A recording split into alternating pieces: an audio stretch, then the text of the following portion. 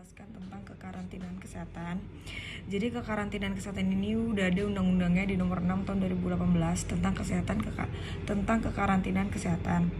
Jadi dokumen undang-undang nomor 6 tahun 2018 tentang kekarantinaan kesehatan merupakan produk hukum yang disahkan pada tanggal 17 Agustus 2018 oleh Presiden Joko Widodo. Undang-undang ini merupakan payung hukum dalam mendukung pemerintah untuk melindungi gangguan kesehatan masyarakat Indonesia dari ancaman penyakit baru ataupun penyakit lama yang muncul kembali.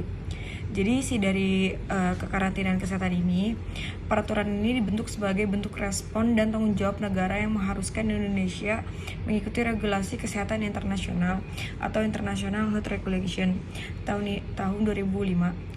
Regulasi tersebut mengharuskan Indonesia meningkatkan kemampuan dalam penyelidikan kesehatan serta penyelenggaraan kekarantinaan kesehatan di wilayah dan pintu masuk baik di bandara, pos lintas batas maupun pelabuhan laut. Jadi cakupan isi di sini tuh undang-undang ini antara lain mengatur tanggung jawab pemerintah pusat, pemerintah daerah, hak dan kewajiban kedaruratan kesehatan masyarakat, penyelenggaraan kekarantinaan kesehatan. Lalu juga mengatur penyelenggaraan kekarantinaan kesehatan ini di wilayah dokumen, sumber daya, informasi, pembinaan, pengawasan, penyidikan dan ketentuan pidana terkait kekarantinaan kesehatan.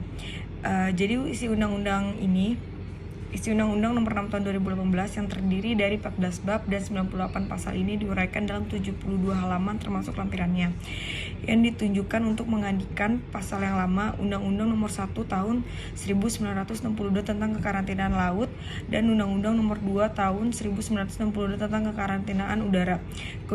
Kedua aturan hukum tersebut sudah tidak lagi dipakai dan memadai untuk menjadi payung hukum dalam perlindungan kesehatan. Jadi sekarang yang lagi dipakai itu, yang sudah disahkan Presiden itu Undang-Undang nomor 6 tahun 2018 tentang kekarantinaan kesehatan yang merupakan payung hukum dalam pendukung pemerintahan untuk melindungi kekarantinaan kesehatan sekarang.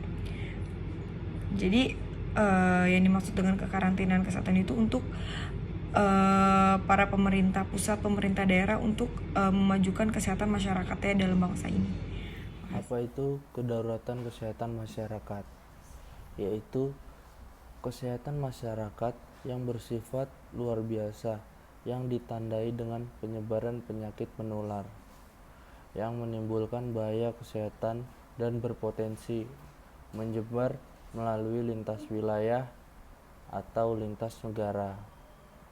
Seperti kita ketahui, akhir-akhir ini dapat dikondisikan pada kedaruratan kesehatan masyarakat, yang dimana saya baca di berita sampai hari ini sudah 587.000 kasus positif COVID-19 dan 18.000 yang meninggal dunia. Contoh seperti kondisi sekarang ini, masyarakat mengalami penyebaran penyakit menular, yaitu coronavirus atau sering kita sebut COVID-19, yang masih berada di sekeliling kita.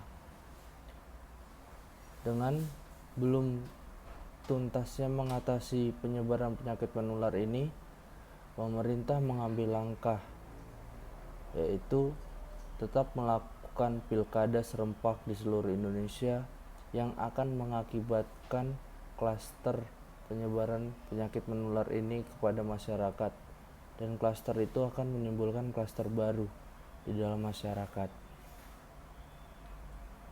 Sebenarnya pada dasarnya COVID-19 ini sudah ditetapkan Presiden sebagai penyakit yang menimbulkan kedaruratan kesehatan masyarakat. Jadi semoga kita semua sebagai masyarakat mendoakan agar langkah-langkah yang diambil oleh pemerintah dan segala keputusannya adalah yang terbaik untuk menghilangkan kedaruratan kesehatan di dalam masyarakat dan di negeri ini. Lalu oleh siapa berwenang menetapkan kedaruratan masyarakat? Berdasarkan Undang-Undang Nomor 6 Tahun 2018 Pasal 10 tentang kekarantinaan kesehatan bahwa pemerintah pusat berwenang untuk menetapkan serta mencabut kedaruratan kesehatan masyarakat di pintu masuk dan atau wilayah dalam negeri yang terjangkit kedaruratan kesehatan masyarakat. Namun sebelum pemerintah pusat menetapkan kedaruratan masyarakat, pemerintah harus menetapkan jenis penyakit serta faktor risiko yang dapat menetapkan kedaruratan masyarakat. Setelah ditetapkan kedaruratan masyarakat, pemerintah dapat melanjutkan untuk menyelenggarakan karantina kesehatan.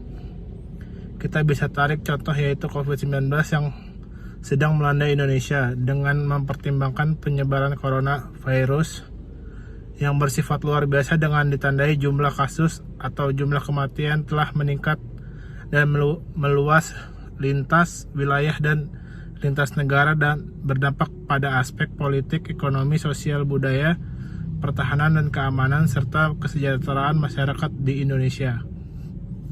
Berdasarkan keputusan Presiden nomor 11 tahun 2020 tentang penetapan kedaruratan kesehatan masyarakat coronavirus. 1. Menetapkan coronavirus di sisi sebagai jenis penyakit yang menimbulkan kedaruratan kesehatan masyarakat. 2. Menetapkan kedaruratan kesehatan masyarakat coronavirus di Indonesia yang wajib dilakukan upaya penanggulangan sesuai dengan ketentuan peraturan perundang-undangan.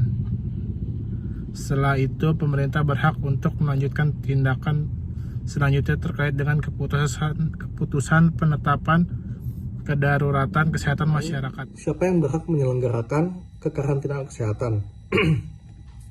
Sebelum saya membahas siapa yang menyelenggarakan kekarantinaan kesehatan itu, saya akan menjelaskan beberapa jenis kekarantinaan kesehatan.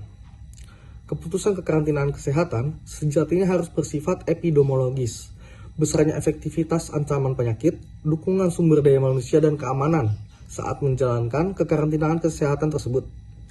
Jenis kekarantinaan yang saat ini terdapat di Indonesia terdapat 5 macam, yaitu yang pertama karantina rumah, yang kedua karantina rumah sakit, ketiga karantina wilayah atau ditetapkan pemerintah pusat atau menteri, yang keempat pembatasan sosial berskala besar atau yang dapat kita kenal dengan PSBB. Contoh-contoh dari PSBB ini mempunyai 3 macam. Yang pertama itu adalah peliburan sekolah dan tempat kerja.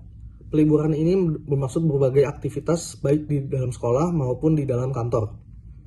Lalu yang kedua itu adanya pembatasan kegiatan keagamaan di ruang publik, baik itu secara pribadi atau secara privat. Yang ketiga adalah pembatasan kegiatan di tempat, baik itu secara pribadi pula ataupun secara general atau umum pula. Lalu kekarantinaan macam yang kelima itu ialah karantina di pintu masuk yang telah ditetapkan oleh pemerintah pusat. Contoh-contohnya adalah yang pertama itu pelabuhan, yang kedua merupakan bandara, dan yang ketiga merupakan pos lintas batas negara. Setelah kita mengetahui apa itu kekarantinaan kesehatan dalam berbagai jenis, maka saya akan menjelaskan mengenai siapa saja yang dapat menyelenggarakan kekarantinaan kesehatan. Berdasarkan Undang-Undang Nomor 6 Tahun 2018 tentang kekarantinaan kesehatan, yang pada intinya mengatakan bahwa setiap subjek hukum, baik berupa badan hukum maupun per individu atau perorangan, dapat menjadi penyelenggara kekarantinaan kesehatan apabila subjek hukum tersebut telah mendapatkan persetujuan dari menteri yang telah atau yang mempunyai tanggung jawab dalam bidang kesehatan, yakni Menteri Kesehatan.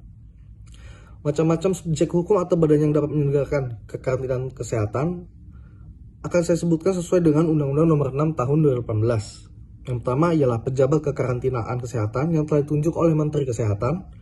Yang kedua, penyidik pegawai negeri sipil yang telah ditunjuk pula oleh Menteri Kesehatan. Yang ketiga, pemerintah pusat atau Presiden RI atau wakil Presiden RI yang merupakan pemegang kekuasaan pemerintahan di dalam negara. Yang terakhir ialah pemerintah daerah dalam pemilu 2018. Yang pertama ialah pejabat kekarantinaan kesehatan yang telah ditunjuk oleh Menteri Kesehatan. Yang kedua, penyidik pegawai negeri sipil yang telah ditunjuk pula oleh Menteri Kesehatan. Yang ketiga, pemerintah pusat atau Presiden RI atau wakil Presiden RI yang merupakan pemegang kekuasaan pemerintahan di dalam negara. Yang terakhir ialah pemerintah daerah. Dalam pemerintah daerah ini lebih mencakup kepada kepala daerah, karena kepala daerah yang mempunyai otoritas dalam kepemerintahan daerah tersebut yang ditunjuk pula oleh Menteri Kesehatan.